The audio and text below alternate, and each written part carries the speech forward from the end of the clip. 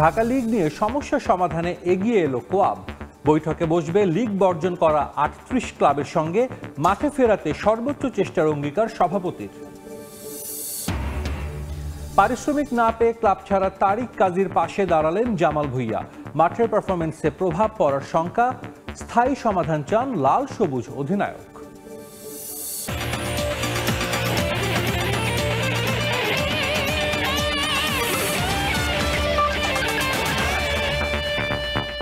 ঢাকা লিগের সমস্যা সমাধানে এবার এগিয়ে এলো কোয়াব। বিদ্রোহ করা ৩৮ ক্লাবের সঙ্গে বৈঠক করবে ক্রিকেটার্স ওয়েলফেয়ার অ্যাসোসিয়েশন। ২০০০-এর বেশি ক্রিকেটারের রুটি রুজির প্রশ্নে নিজেদের তরফ থেকে সর্বোচ্চ চেষ্টা করা হবে বলে জানান সংগঠনটির সভাপতি মোহাম্মদ মিঠুন। এক বিসিবি নির্বাচনের জেরে জটিলতা ঢাকা লিগে। একযোগে ৩৮ ক্লাবের সব ধরনের লিগ বয়কটের ডাকে প্রায় ২০০০ ক্রিকেটারের জীবিকা হুমকিতে। তো এই মাঠের খেলায় এর প্রভাব ঠেকাতে এবার এগিয়ে এলো কোয়াব। নভেম্বর থেকে ইনশাল্লাহ আমি খুব দৃঢ় বিশ্বাস করি যে লিগ করবে। কদিন আগে সিসিডিএম চেয়ারম্যান জানান প্রথম বিভাগ লিগের সমস্যা অনেকটা সমাধানের পথে। নভেম্বরের প্রথম সপ্তাহে প্রথম বিভাগ লিগ দিয়ে নতুন মৌসুম শুরু করারও প্রস্তুতি সম্পন্ন। তবে শঙ্কা দ্বিতীয় ও তৃতীয় বিভাগের লিগ নিয়ে। বিদ্রোহ করা বেশিরভাগ ক্লাবই খেলে এসব লিগে। প্রিমিয়ার লিগ নিয়েও আছে জটিলতা। এমন পরিস্থিতির সমাধান চায় কোয়াব। বিদ্রোহী ক্লাবগুলোর সঙ্গে বৈঠকে বসবে ক্রিকেটার্স ওয়েলফেয়ার অ্যাসোসিয়েশন। প্লেয়ারদের স্বার্থে আমরা কোয়াব থেকে যোগাযোগ করার চেষ্টা করেছি ক্লাবগুলোর সঙ্গে, যেন সামনে যেই টুর্নামেন্টগুলো আসবে, ঢাকা লিগগুলো আসবে, এই লিগগুলো যেন আমরা খেলতে পারি। তো এই বিষয়ে ওনাদের সঙ্গে আমাদের একটা আলোচনা হয়েছে। ওনারা আমাদেরকে আগে আশ্বস্ত করেছিলেন আমাদের সাথে ওনারা বসবেন, আলোচনা করবেন। তো ফাইনালি ওনারা আমাদের সঙ্গে বসতে এগ্রি করেছেন। মেইনলি ওই প্যানেলটার সঙ্গে বসতে চাই যিনারা খেলতে আগ্রহী নন বা খেলতে চাচ্ছেন না। অতীতে ঢাকা লিগ নিয়ে নানা অভিযোগ এসেছে ক্রিকেট মহলে। ফিক্সিং, পেমেন্ট ইস্যু সহ ঘটেছে অনেক অনাকাঙ্ক্ষিত ঘটনা। ক্রিকেটারদের এবার নতুন বোর্ডের কাছে চাওয়া ভিন্নতা, কিন্তু লিগ নিয়ে এমন অনিশ্চয়তা মরার ওপর খাড়ার ঘা। ঢাকা লিগে সব মিলিয়ে আপনি দেখবেন 2000+ প্লেয়ার এখান থেকে আর্ন করে। এই ঢাকা লিগ তাদের আর্নিংয়ের একটা মেইন সোর্স। তো এই টুর্নামেন্টটা যদি বন্ধ হয়ে যায়, 2000 প্লেয়ার, 2000 মানুষ মানে 2000 ফ্যামিলি। তো এই 2000 ফ্যামিলি কিন্তু হুমকির মুখে পড়বে। কারণ আপনারা লাস্ট বছরও দেখেছেন ঢাকা লিগটা কিন্তু যেভাবে নর্মালি হয় সচরাচর সেভাবে কিন্তু হয়নি। বিভিন্ন ইস্যুর কারণে প্লেয়াররা বিভিন্নভাবে ক্ষতিগ্রস্ত হয়েছেন। তো আমরা এই বছরও যদি সেম জিনিসটাই হয় তাহলে প্লেয়াররা, আমার ডাউট যে প্লেয়াররা কতটুকু সার্ভাইভ করতে পারবে। যদিও বিসিবির পক্ষ থেকে বলা হয়েছে ক্রিকেটারদের এসব নিয়ে চিন্তার কোনো কারণ নেই। কিছুটা সমস্যা থাকলেও বিদ্রোহ করা ক্লাবগুলোকে নিয়ে খুব শিগগিরই সব বিভাগের লিগের নির্দিষ্ট সময় চূড়ান্ত করা হবে। তামিম হোসেন, সময় সংবাদ, ঢাকা। সাকিব আল হাসানের পর টি10 লিগে দল পেয়েছেন বাংলাদেশি 2 ক্রিকেটার। ভিস্তা রাইডার্সের হয়ে খেলবেন টাইগার পেসার নাহিদ রানা, আর ব্যাটার সাইফ হাসানকে দলে ভিড়িয়েছে অ্যাসপেন স্ট্যালিয়ন্স। আন্তর্জাতিক ক্রিকেটে গতির ঝড় তুলে আলোচনায় এসেছিলেন নাহিদ রানা, তবে এখন পর্যন্ত খুব বেশি সফলতা দেখাতে পারেননি। ছিলেন গেল আফগানিস্তানের বিপক্ষে ওয়ানডে সিরিজেও, তবে পারফরমেন্স ছিল না নজর কাড়া। যদিও আবুধাবি টি10 লিগে ডাক পেয়েছেন ভিস্তা রাইডার্সে।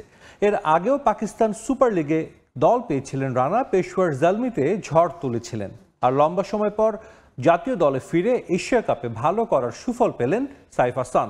এশিয়া কাপ ছাড়া আফগানদের বিপক্ষে ওয়ানডে ও টি20 সিরিজে রান এসেছে তার ব্যাট থেকে, বিশেষ করে ছক্কা হাঁকানোয় দক্ষ এই ব্যাটার। তাই অ্যাসপেন স্ট্যালিয়ন্স কর্তৃপক্ষ দলে ভিড়িয়েছে ডানহাতি ব্যাটারকে। পারিশ্রমিক না পাওয়ার অভিযোগে বসুন্ধরা কিংসের সঙ্গে তারিক কাজীর চুক্তি বাতিলের ঘটনায় মাঠের পারফরমেন্সে প্রভাব পড়তে পারে বলে মনে করেন জাতীয় দলের অধিনায়ক জামাল ভুঁইয়া। এতে ক্লাবগুলোর ওপর ফুটবলারদের ভরসা কমে যায় বলে মনে করেন তিনি। তাই এমন কর্মকাণ্ড বন্ধ করতে স্থায়ী সমাধান চান JB6।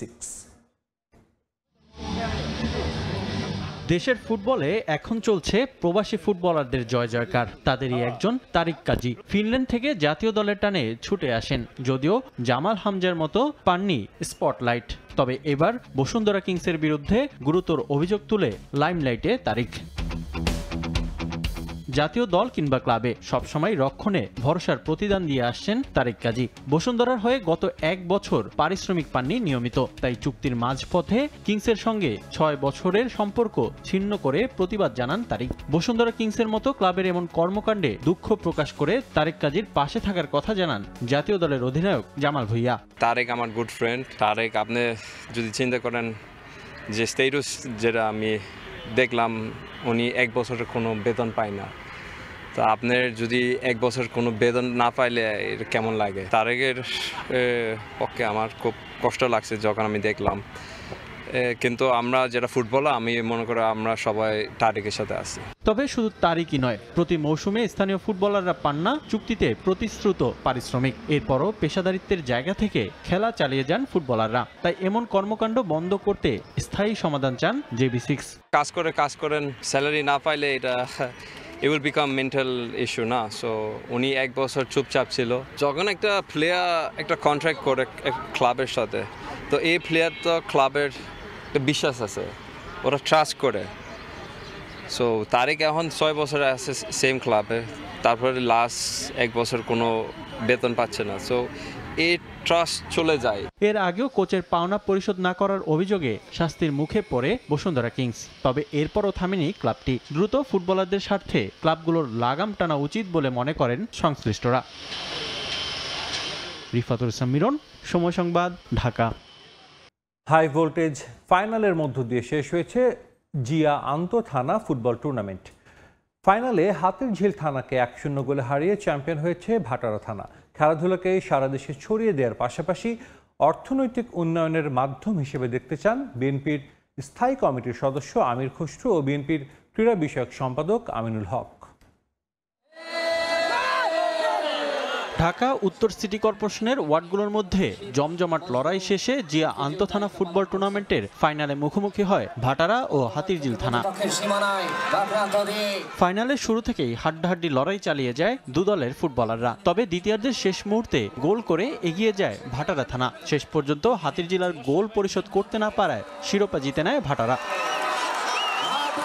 ভবিষ্যতে স্পোর্টসকে দেশের অর্থনৈতিক উন্নয়নের মাধ্যম হিসেবে দেখতে চান বিএনপির স্থায়ী কমিটির সদস্য আমির খসরু। বড় বড় দেশে, অস্ট্রেলিয়াতে, অনেক দেশে ক্রীড়ার মাধ্যমে অর্থনীতি কিন্তু অনেক বড় ধরনের অবদান রাখে।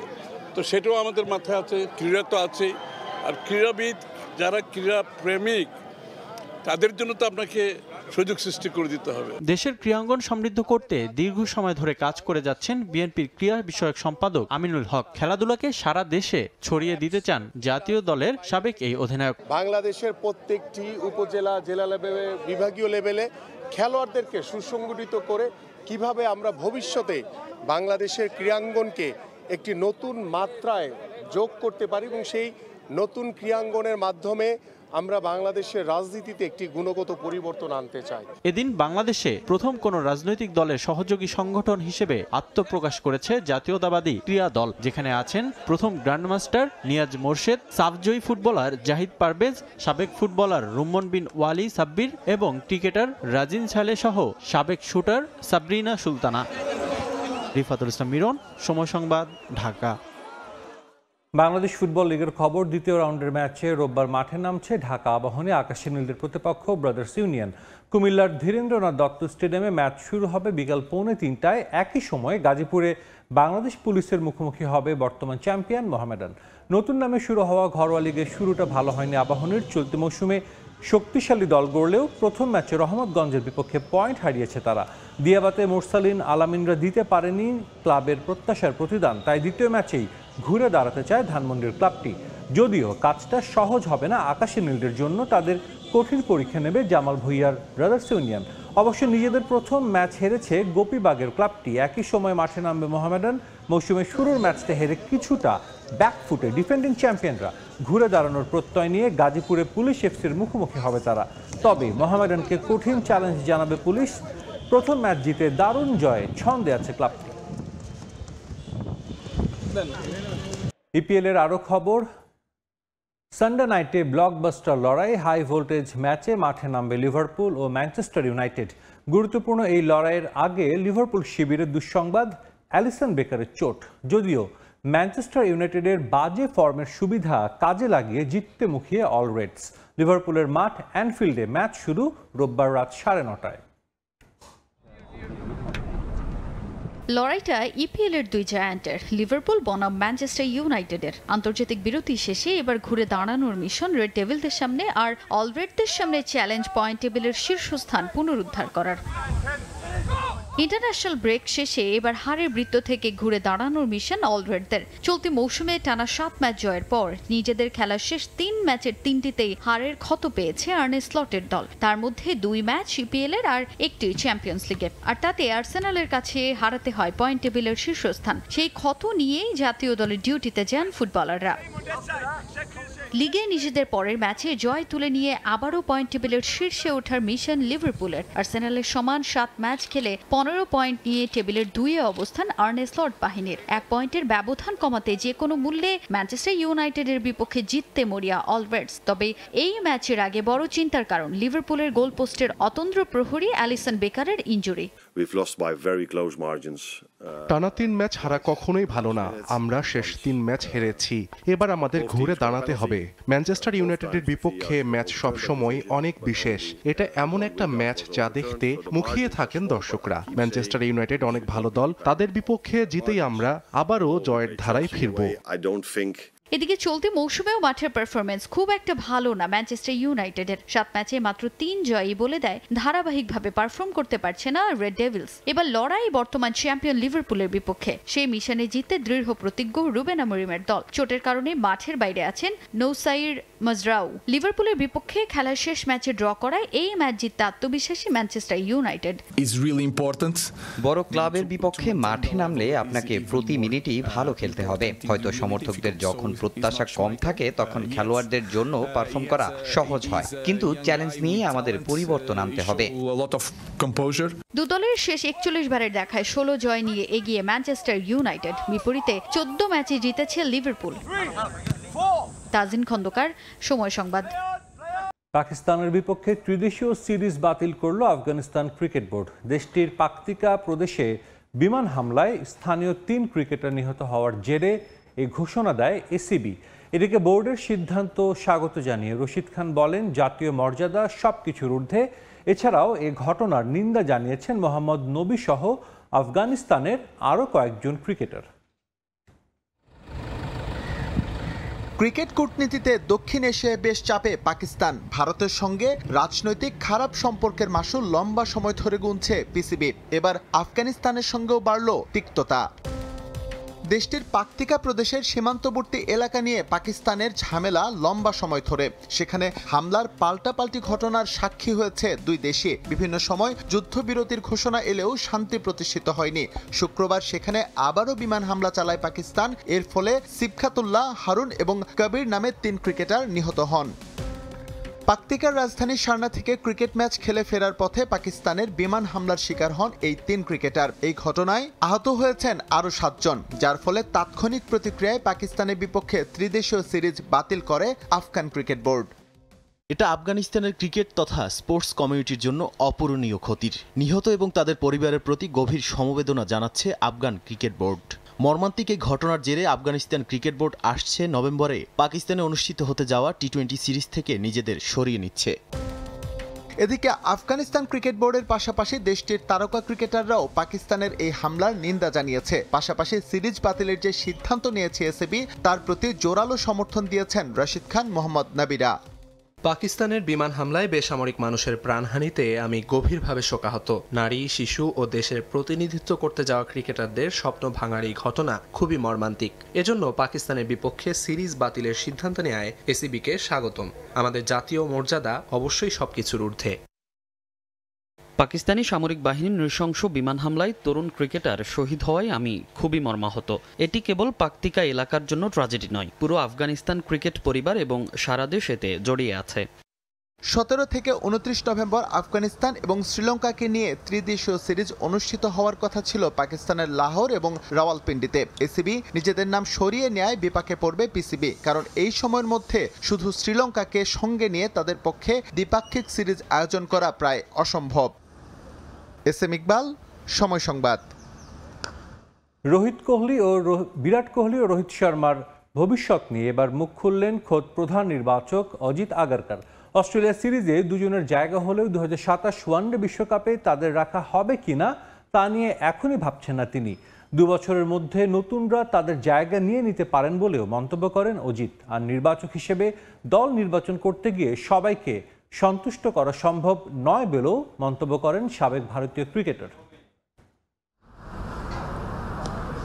ভারতের ক্রিকেটে রোহিত শর্মা আর বিরাট কোহলির ভবিষ্যৎ ঝুলছে সুতোয়। রোহিতকে অধিনায়কত্ব থেকে সরানোয় ক্ষুব্ধ অনেকে, কেউ আবার নতুনেরই পক্ষে। আর হিটম্যানকে ওয়ানডের ক্যাপ্টেন্সি থেকে সরিয়ে দেওয়ার পর তো অনেকেই 50 ওভারে তার ক্যারিয়ারের শেষও দেখে ফেলেছেন। সঙ্গে বিরাট কোহলিরও অবসরের গুঞ্জন শোনা যাচ্ছে।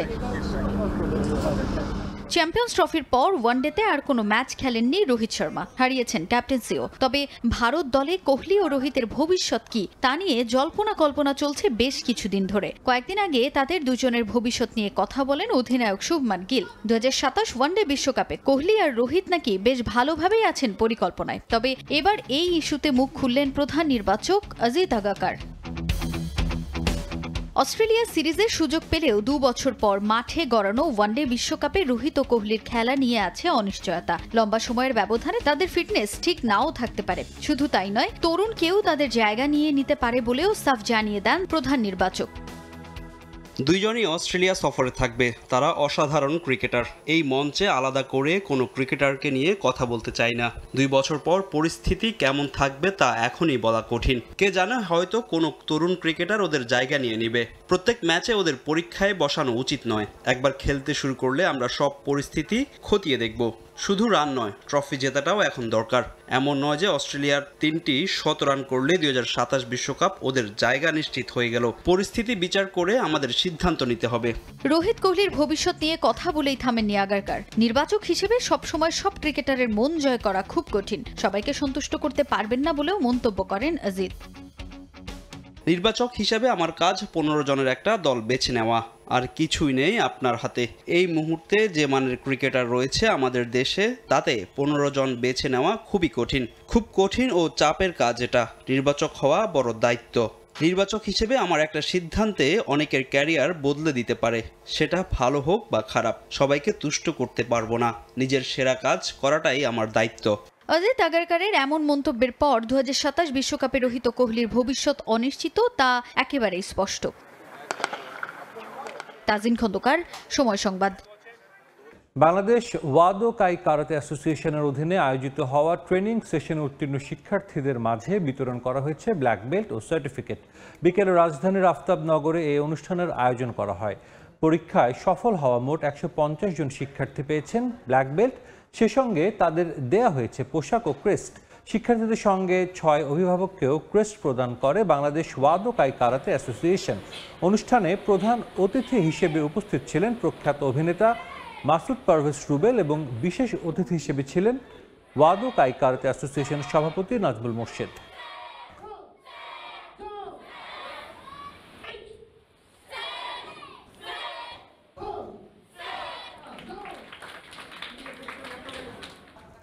চাঁদপুরে জেলা প্রশাসক গোল্ড কাপ ফুটবল টুর্নামেন্টে চ্যাম্পিয়ন হয়েছে মতলব উত্তর উপজেলা একাদশ। প্রতিদ্বন্দ্বিতাপূর্ণ ফাইনালে টাইব্রেকারে ফরিদগঞ্জ উপজেলা একাদশকে 5-4 গোলে হারিয়ে শিরোপা জয় করে মতলব উপজেলা। ফাইনাল ম্যাচ দেখতে স্টেডিয়ামে ছিলেন কয়েক হাজার দর্শক। বহিরাগত নয়, স্থানীয়ভাবে মানসম্মত ফুটবলার তৈরি করতেই এই আয়োজন করা হয়। বিস্তারিত ফারুক আহমেদের রিপোর্টে, ক্যামেরায় ছিলেন নাইমুল ইসলাম নীরব। জেলা প্রশাসক গোল্ড কাপ ফুটবল টুর্নামেন্টের ফাইনালে মুখোমুখি মতলব ও ফরিদগঞ্জ উপজেলা একাদশ। ফাইনাল ম্যাচ বলেই ছিল বাড়তি আকর্ষণ। গ্যালারিতেও ছিল দর্শকের সরব উপস্থিতি। বিগ ম্যাচ, দুদলের মধ্যেই টানটান উত্তেজনা। গোলের জন্য মরিয়া হয়ে খেলতে থাকেন ফুটবলাররা। বেশ কয়েকবার সুযোগ পেলেও গোলপোস্টের সামনে থেকে ফিরে আসতে হয় খেলোয়াড়দের। ম্যাচের পুরো 90 মিনিটে ছিল গোল শূন্য। এরপর খেলা গড়ায় টাই ব্রেকারে। শুরুতেই ফরিদগঞ্জ এগিয়ে গেলেও শেষ পর্যন্ত মতলবুত্তুরের কাছে পরাস্ত হতে হয় তাদের। 5-4 গোলের ব্যবধানে জেলা প্রশাসক গোল্ড কাপ ফুটবল টুর্নামেন্টের শিরোপা জিতে নেয় মতলবুত্তুর উপজেলা একাদশ। দীর্ঘদিন পর চাঁদপুরের মাঠে এমন বড় টুর্নামেন্টের ম্যাচ দেখে খুশি স্থানীয় দর্শকরা। আর ফুটবলারদের লক্ষ্য চাঁদপুরের মাঠ ছাড়িয়ে জাতীয় পর্যায়ে সুযোগ করে নেওয়ার। আমার টিমের সেই প্রতিভা আছে, ওরা যদি একটু নিজের মনে করে খেলে আশা করি ওদের ভবিষ্যৎ উজ্জ্বল আছে। চাঁদপুর জেলা প্রশাসককে অভিনন্দন এরকম আয়োজন করার জন্য, বিশেষ করে আজকে যে প্রাণবন্ত খেলা উপহার দিলেন এর জন্য উভয় টিমকে আমরা অভিনন্দন জানাই। এভাবে আরও বেশি বেশি করে টুর্নামেন্ট হোক এবং এই আমাদের যুব সমাজকে খেলাধুলা সংস্কৃতি জগতে ফিরিয়ে আনতে পারলে আমাদের মাদক মুক্ত হবে, কৃষক মুক্ত হবে। মানসম্মত ফুটবলার তৈরি টুর্নামেন্টের লক্ষ্য। হাজারো দর্শকের উপস্থিতিতে প্রাণ ফিরেছে জেলা ফুটবলের। ভবিষ্যতেও ধারাবাহিকতা বজায় রাখার আশ্বাস জেলা প্রশাসকের। আমাদের এই খেলার মূল উদ্দেশ্য ছিল আমাদের যারা স্থানীয় ফুটবলার তারা যেন এখান থেকে আমরা তাদেরকে খুঁজে বের করে আনতে। সবাই এখানে স্বতঃস্ফূর্তভাবে অংশগ্রহণ করেছেন এবং সবার সম্মিলিত প্রচেষ্টায় কিন্তু এই টুর্নামেন্টটা খুব সুন্দরভাবে অনুষ্ঠিত হচ্ছে। চ্যাম্পিয়ন ও রানার্স আপ দলের হাতে ট্রফি ও প্রাইজ মানি তুলে দেন আয়োজকরা। গেল মাসে চাঁদপুরের 8টি উপজেলা নিয়ে নকআউট পদ্ধতিতে শুরু হয় জেলা প্রশাসক gold cup football tournament. Faruk Ahmed, Somoy Sangbad, Chandpur. খেলার সময় শীর্ষ সংবাদ জানিয়ে দিচ্ছে আরেকবার। এবং পারিশ্রমিক না পেয়ে ক্লাব ছাড়া তারিক কাজীর পাশে দাঁড়ালেন জামাল ভুঁইয়া। মাঠের পারফরমেন্সে প্রভাব পড়ার শঙ্কা, স্থায়ী সমাধান চান লাল সবুজ অধিনায়ক।